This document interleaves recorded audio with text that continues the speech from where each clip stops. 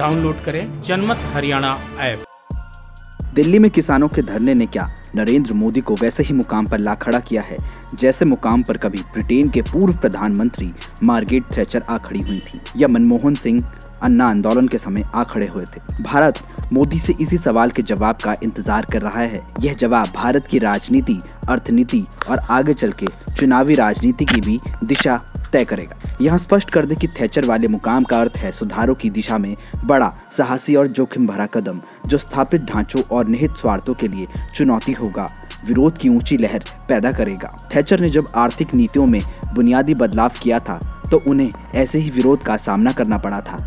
उन्होंने इस चुनौती से लोहा लिया, जीती और लौह महिला बन गई। अगर वह दबाव के आगे झुक गई होती तो इतिहास के पन्ने पर कहीं हाशिए पर डाल दी गई होती। अन्ना वाले मुकाम को समझना आसान है, वह काफी हाल का मामला है और उसका केंद्र दिल्ली रहा। थैचर ने तो संघों और ब्रिटेन के वामपंथियों से लोहा लिया और उन्हें परास्त किया, लेकिन मनमोहन सिंह के और यूपीए ने अन्ना हजारे के आगे हथियार डाल दिए और संसद का विशेष अधिवेशन बुलाकर भ्रष्टाचार के लगभग सभी बड़े आरोपों को परोक्ष रूप से कबूल कर लिया था। अन्ना इसलिए नहीं जीते कि उन्हें लोकपाल विधेयक हासिल हो गया, बल्कि वह और उनके मैनेजर तो उसके पीछे पड़े भी नहीं थे। उनका मिशन तो यूपीए 2 को बर्बाद करना था और इसमें वह सफल रहे। बेशक इसमें उन्हें यूपीए की कमजोरी और राजनीतिक चतुराई की कमी से मदद मिली। अन्ना आंदोलन राज के हालात में कई तरह की समानताएं हैं। इंडिया अगेंस्ट करप्शन आंदोलन की तरह किसानों के आंदोलन का स्वरूप भी गैर राजनीतिक है। उसने किसी नेता को अपने मंच पर जगह नहीं दी है। किसानों के लिए व्यापक सहानुभूति उमड़ रही है। उन्हें अन्ना के आंदोलनकारियों की तरह नेक और भुक्तभोगी माना जा रहा है। इसके समर्थक भी सोशल मीडिया का वैसे ही बखूबी इस्तेमाल कर रहे हैं जैसा अन्ना के आंदोलनकारी कर रहे थे, लेकिन कुछ अंतर भी है। यूपीए 2 के विपरीत आज प्रधानमंत्री अपने मन के मालिक हैं। उन्हें लुटियंस के किसी दूसरे बंगले में रहने वाले किसी शख्स से हरी झंडी का इंतजार नहीं करना पड़ता। उनकी लोकप्रियता मनमोहन सिंह की लोकप्रियता से कई गुना ज्यादा है।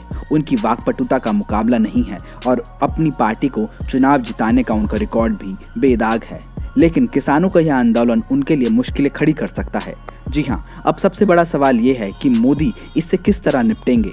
कदम वापस खींचने की मोदी सरकार को बड़ी कीमत चुकानी पड़ सकती है। आप विधेयकों को टाल सकते हैं, वापस ले सकते हैं, संसद की प्रवर समिति में भेज सकते हैं, किसानों को बहलाकर कुछ मोहलत हासिल कर सकते हैं। ऐसा नहीं है कि मोदी शाह को कदम वापस खींचना नहीं आता।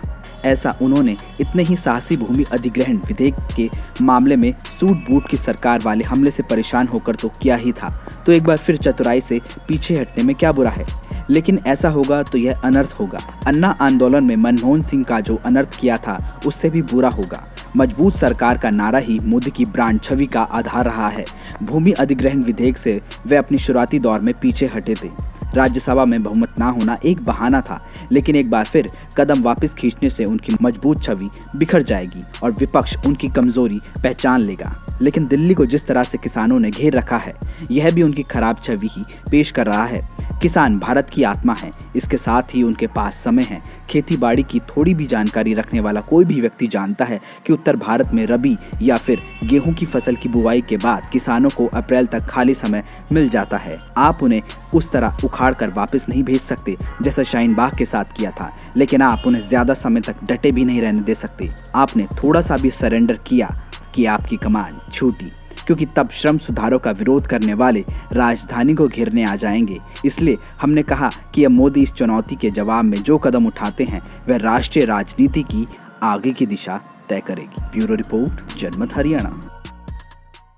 राजनीति के आगे, राजनीति के पीछे, हर हलचल को जानने के लिए हमारे YouTube चैनल जनमत हरियाणा को लाइक करें, सब्सक्राइब करें और अपडेट रहने के लिए बेल आइकन दबाना ना भूलें। देखते रहें जनमत हरियाणा, सच के अलावा कुछ भी नहीं।